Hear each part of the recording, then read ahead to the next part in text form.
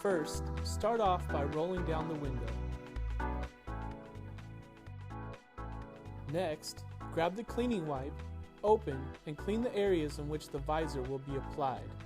Be sure the area is dry before proceeding to the next step. Hold the visor up to the door frame to get an idea of how it will be installed.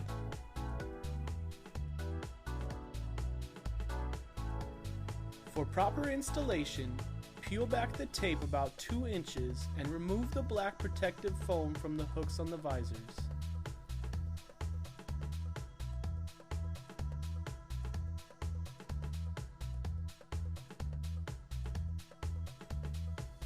For this application, you will first attach the front edge of the visor to the side view mirror panel. This step is important. Be sure when installing this end clip that it wedges just behind the side view mirror. Adjust the visors to install the top 2 hooks to the door frame.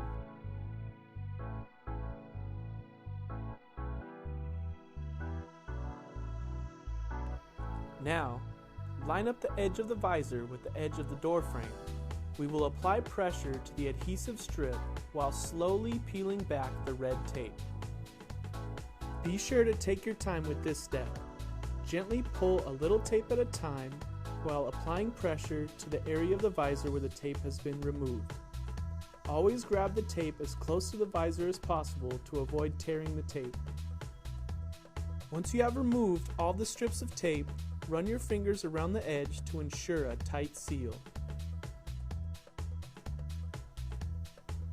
Repeat these steps to install the rear visor.